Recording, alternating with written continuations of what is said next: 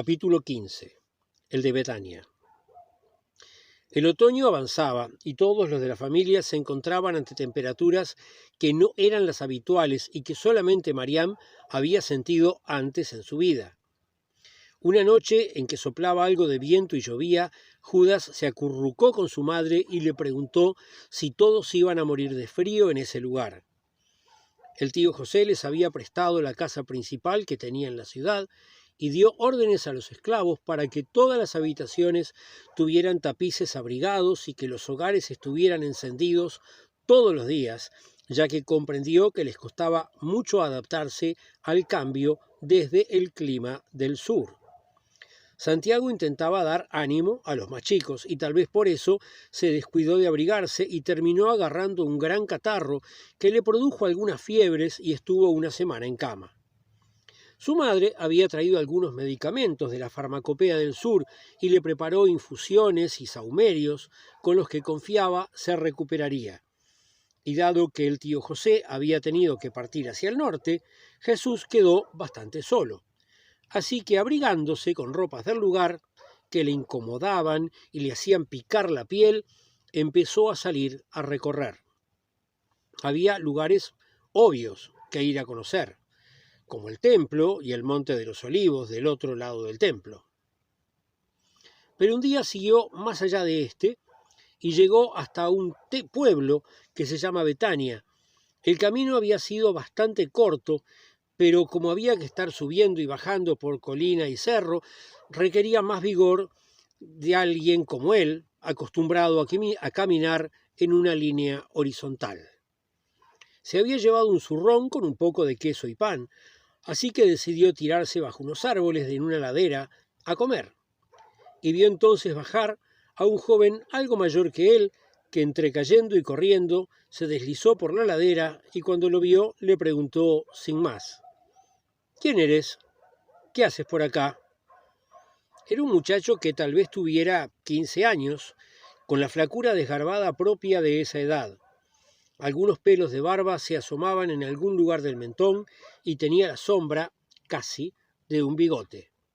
Los cabellos eran bastante largos, del color del bronce, y sus ojos chicos y oscuros, inquisidores, acompañados de una sonrisa un poco torcida que Jesús no sabía si juzgar burlona o autoprotectora.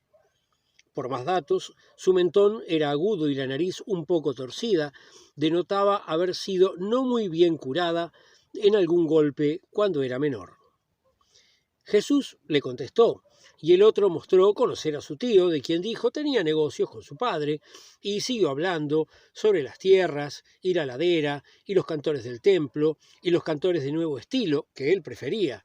Se mostraba muy seguro en todo lo que decía, tanto que Jesús no podía dejar de mirarlo, su boca de labios finos y su sonrisa torcida, e imaginaba a los cantores y buscaba sostener la conversación. Le ofreció un poco de pan y queso, y el recién llegado, que se llamaba Lázaro, aceptó el segundo, ya que dijo que el de Arimatea siempre tenía muy buenos quesos, y que los quesos de Perea eran inigualables, aunque todo el mundo le gustaban los de Jericó, pero es que no entendían de quesos. Y así siguieron hablando, o más bien Lázaro siguió hablando y haciéndose ver, y caminaron por el lugar hasta que ya era hora de regresar.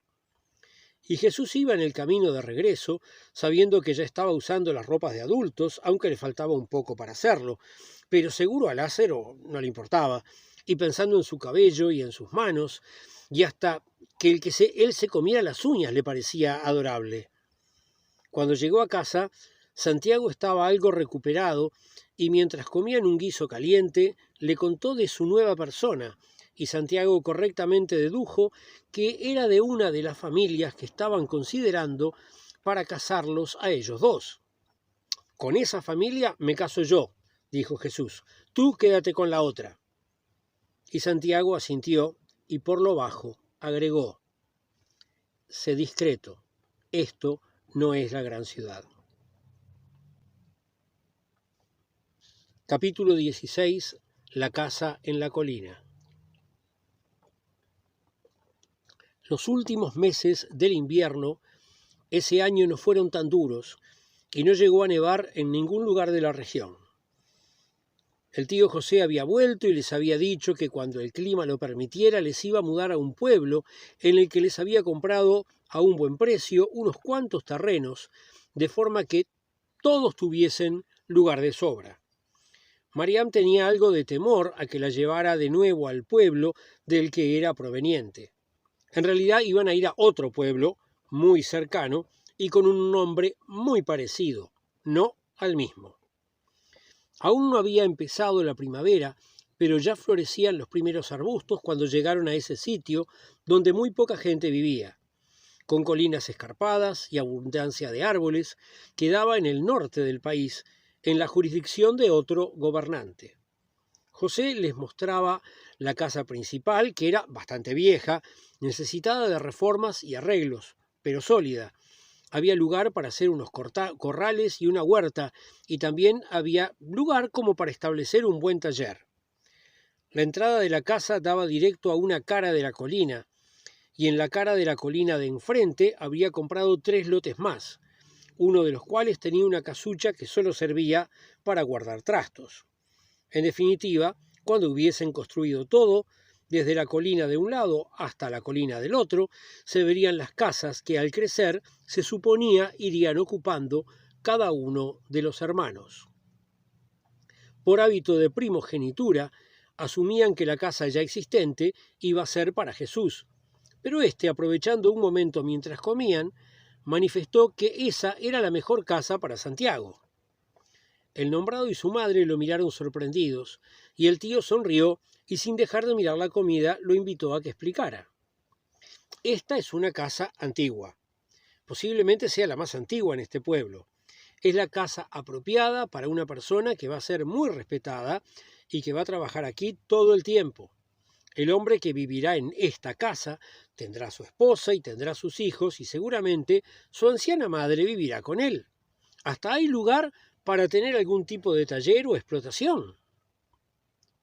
Y continuó mirando a su hermano y preguntándole, ¿se te ocurre alguna buena manera de aprovechar esta casa y este lugar?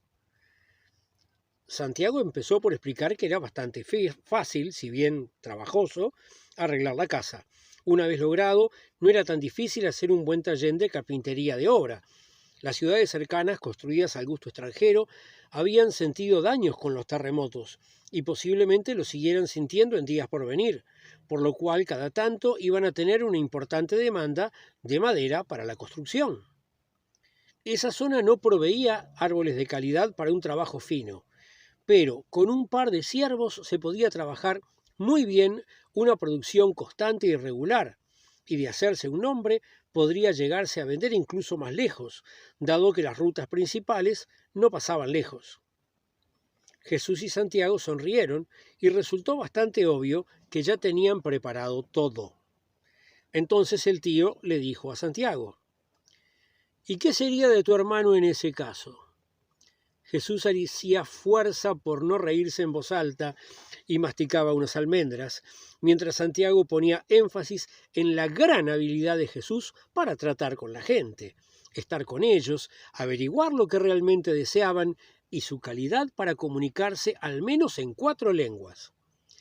Así que seguramente Jesús se casaría con alguien que debería tener una casa que no le diera tanto trabajo, dado que su marido iba a estar haciendo negocios viajando por el mundo.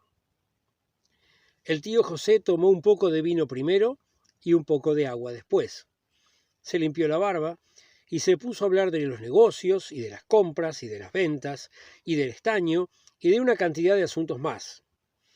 Miró a Jesús y le dijo, las habilidades que dices tener realmente las tienes, pero para hacer negocios no alcanza solamente con la habilidad. Además, tienes que tener dinero. ¿De dónde sacarás dinero para hacer tus negocios? Dentro de poco voy a casarme, y cuando me case voy a recibir alguna dote. Se podría usar la dote para construir la casa de ahí enfrente, dijo señalando la casucha. Pero también puedo dejar a mi esposa en casa de mi hermano y mi madre, e irme de viaje con la dote, para comprar cosas que cuando regrese y venda me permitan construir la casa y aún quedarme con dinero para continuar trabajando. Si haces eso, sería excesivamente poco lo que te quedaría, prácticamente a un nivel de subsistencia. Pero si tanto empeño tienes en manejarte como comerciante, déjame que te invite con esta proposición. Después de tu casamiento, te enviaré junto con un grupo que tiene que ir a recibir un cargamento y custodiarlo de regreso. Como irás con mi caravana, no vas a tener costos por la misma y podrás usar todo tu dinero en comprar y vender. Si lo haces bien, en pocos años vas a poder tener tu propia posición, pero por los primeros años viaja con los grupos que yo envío. Y así fue el arreglo y el trabajo que cada uno de los hermanos iba a tener en los años venideros.